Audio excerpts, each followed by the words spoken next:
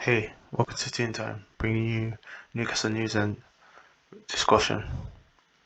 So, the main transfer news of the day is what everyone's probably been hearing, the link still to Yao Pedro. Supposedly Newcastle have to up their bid to about 30 million to satisfy Watford. They've just signed Keenan Davis from Aston Villa on loan. He helped Nottingham Forest get promoted last season, so he knows the division very well. The championship, that is. And they may be a bit more willing to allow Yao Pedro to leave now, but he may just be Keenan Davis may be a replacement for Emmanuel Dennis, so we have to wait and see with that. Um, There's also been linked to the four Chelsea players: Christian Pulisic, Callum Hudson-Odoi, Conor Gallagher, and Armando Broja. As Newcastle is trying to build links with them, supposedly. So, well, that's not supposedly they have. There's I think links between the PIF and the Chelsea executive management, and they're trying to build hotels and resorts, things of that nature, I believe. I saw the article before, but I can't seem to find it. But that's something I'll speak about more in a moment. So Newcastle have been offered those players.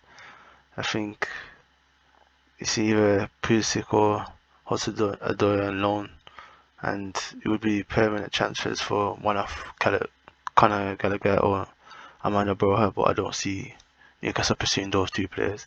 It's most likely gonna be, if Newcastle do acquire a player from Chelsea, it'll be between Christian Pulisic and Callum Hudson-Odoi. I don't know which one it will be, as they're both on quite big wages, so those would have to be subsidised definitely by Chelsea.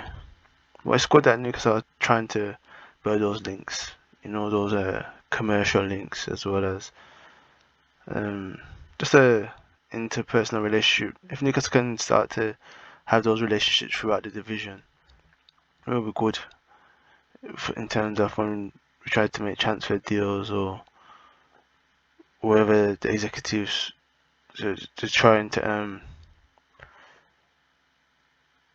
learn from other executives in the league. I mean, I think I saw last week that Nottingham Forest had signed Lee Charnley as a as their commercial officer, and I don't understand how they think he's going to help them.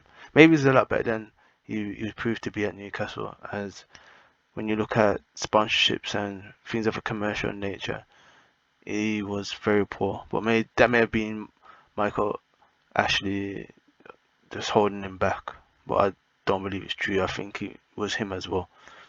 He wasn't that great at what he was assigned to do. So yeah, it's gonna be interesting to see what Newcastle can do. If they can build those links with Chelsea, they can learn a lot from them, especially in terms of the way their business model is, in terms of like the academy, as theirs has been very profitable, as they've continually managed to get top young talent to the academy, and if they haven't been able to make the Chelsea first team, then they've been sold on. So which is a form of revenue, and that's how Newcastle have to approach it. It's unfortunate that it's like that, but it is a business, and if Newcastle can build the academy, hopefully we produce more prospects who are capable of playing for the first team than having to be sold on. But if players know that if they go to Newcastle, one or two things happen. It's either they make it as a Newcastle player, or they'll be given the opportunity, and they'll come from academy that's prestigious enough that teams will look to the academy and be willing to take the risk on them. That's what it is essentially at Chelsea. Young players know if they don't make the grade at Chelsea, they will get opportunity somewhere else because they will be seen as a product of that high level academy. So if Newcastle can learn those type of things and implement it within their structure, that can only be a good thing.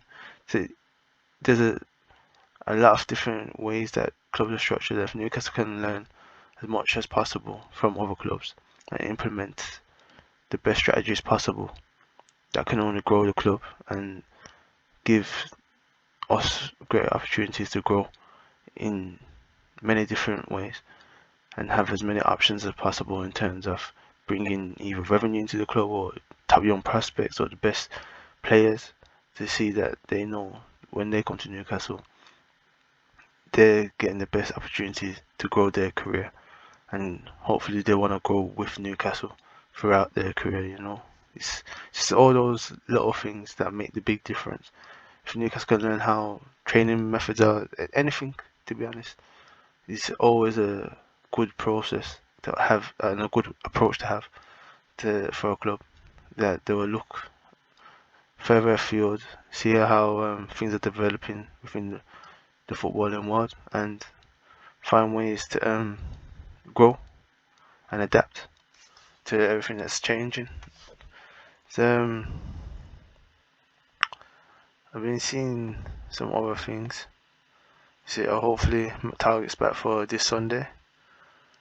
Saw something from Alan McCoy's where he suggested that Callum Wilson should be a target for Manchester United, as he knows the division and he's quite a good goal scorer. But that's extremely unlikely to happen, as Newcastle need more firepower and they can't afford to let go of the chief goal scorer in the team. So it's a nonsensical article. Sometimes I wonder where they come up with some of these things, as it doesn't make any type of sense at all. But yeah, I've also seen Newcastle confirm the addition of Graham Carrick, brother of Michael Carrick, as a under 18 coach. So we can see that Eddie Howe continues to build out the coaching staff, and that's a good thing as well. That they're finding these young coaches and bringing them in who have a good knowledge of the game and can keep developing these young players, as that is going to be a big part of Newcastle's future. That finally the academy is going to be addressed and respected as an academy should be. It's just been neglected so much, and it's even, I believe, beyond the previous regime. To be honest, it's been so long, and the few prospects that have come through, they've been good loyal players.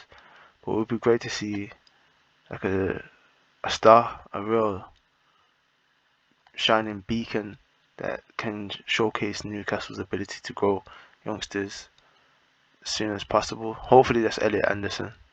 But if it, imagine if the takeover has happened earlier. I know everyone says it, but look how many young players have left. There's Lewis Gibson, Shola Showtire, Bobby Clark. If he had stayed just another 6 months, he would be part of the takeover. And it was so unfortunate that we lost him to Liverpool, but that's what happens, when the academy was neglected. But now you can see that it's a chief focus of the team, and I'm glad that they're taking this approach to it, that to give these young players as great an opportunity as possible to showcase their talents and develop their talents. Not just be not essentially just glossed over, that they're just there, essentially just coming in for a little while and then they're just saunter off into non-league football, or maybe the lower leagues of the football league.